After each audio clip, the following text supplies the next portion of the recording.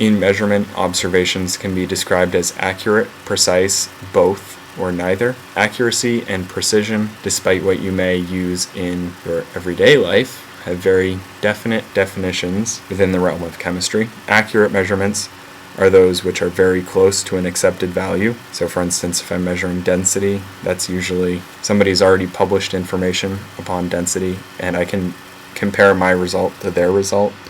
And if I have an accurate result, my result will match theirs to a very close, plus or minus a few percent points. If my measurements are precise, then they are clustered around a very exact value. So they may not be the same as an accepted measurement, but if they're all very close to one another, then they are precise. So you can be totally wrong, but you can still be precise.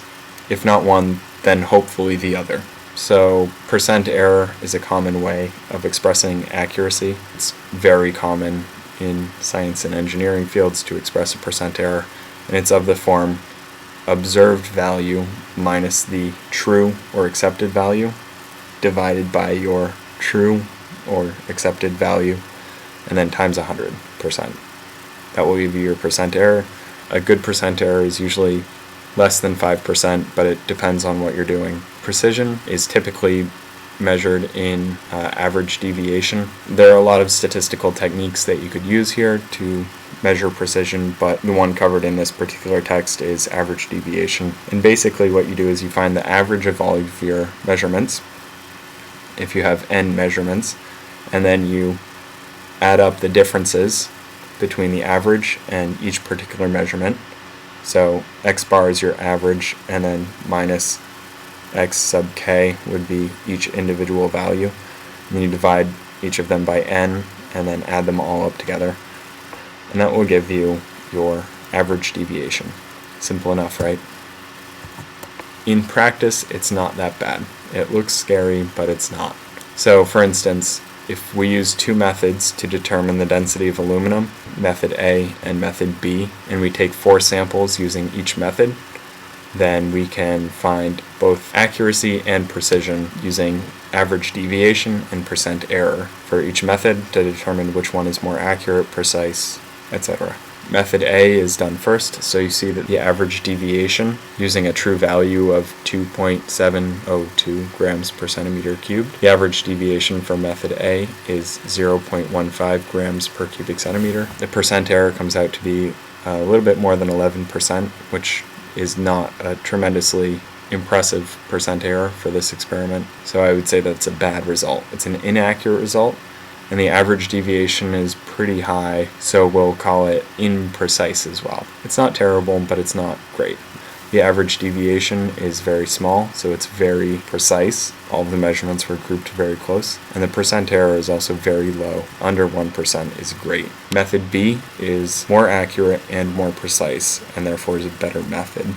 Significant figures are a very simple way of giving information about precision. Significant figures follow a couple of rules and guidelines. Basically, the more significant figures you have, the more precise your measurement is known. So the number of sig figs is equal to the number of digits, starting with the first non-zero digit on the left and reading to the right. So what I mean by non-zero digit is that if you have a decimal place, you don't count the zeros after the decimal. You start at the first non-zero decimal place, and then you count 2 from the right.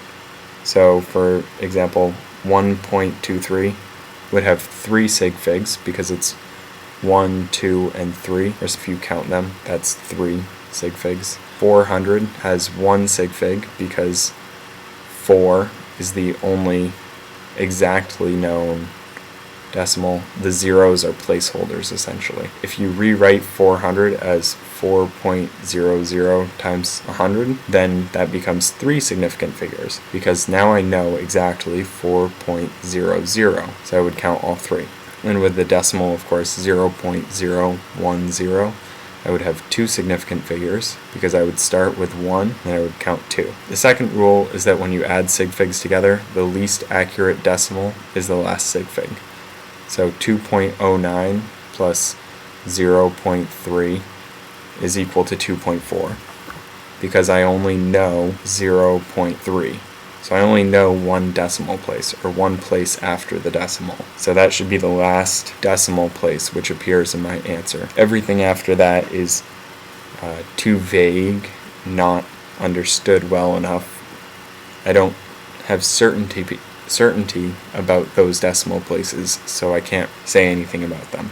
I just leave it at 2.4, and that's the most accurate that I know my measurement to be. The third rule is that when multiplying, the least number of sig figs is the number of sig figs in the answer. So 2 times 6 is 10. Yes, you heard it in chemistry. We're real geniuses here.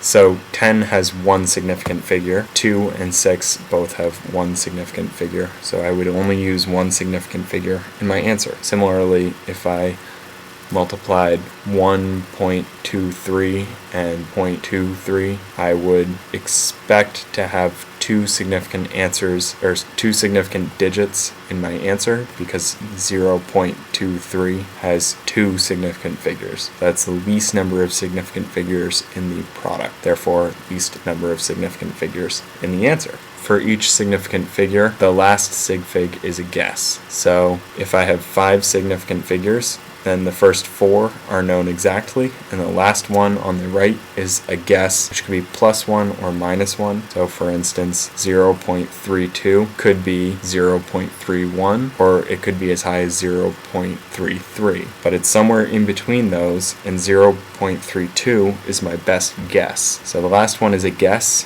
but it's ±1, standard convention. And then scientific notation is probably your best friend. If you're going to remember 3 things from this chapter: scientific notation, dimensional analysis, and significant figures would be the 3 that you should remember. Scientific notation is simply your observed value expressed as a decimal and then multiplied by a power of 10. So 4,000.0 becomes 4.0000 times 10 to the 3. 10 to the 3 is 1,000, and the 3 indicates how many places you would have to move the decimal place to get the same number.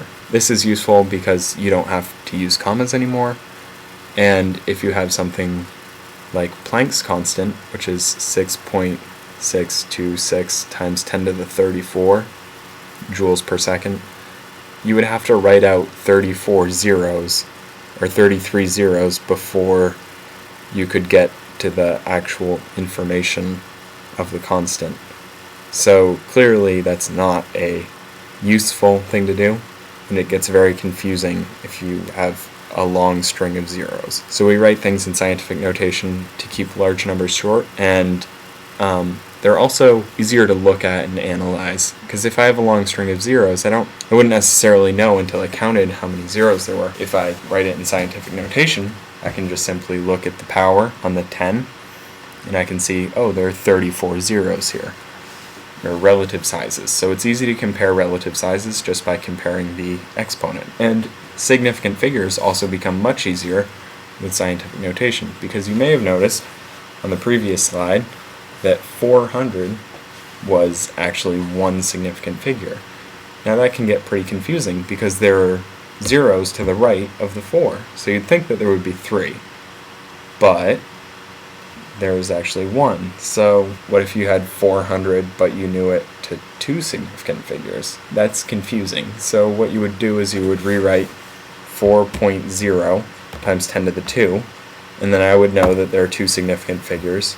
You would know that I know that there are 2 significant figures, and if I showed this to any scientist in the world, they would know that there were 2 significant figures. So scientific notation is your friend. Stick with it. And finally, here are some sample problems to help you hone your skills at the various topics here. I pulled these from the book, and you can actually get the answers at a Google document which is provided in the description. So enjoy, and if you can do these problems quickly and efficiently, then I would say you understand the concept of Chapter 1 and you are ready to move on to Chapter 2. If you have any problems, then you should probably watch the lecture again and try and pick out something new on the second time around, or perhaps try reading the text.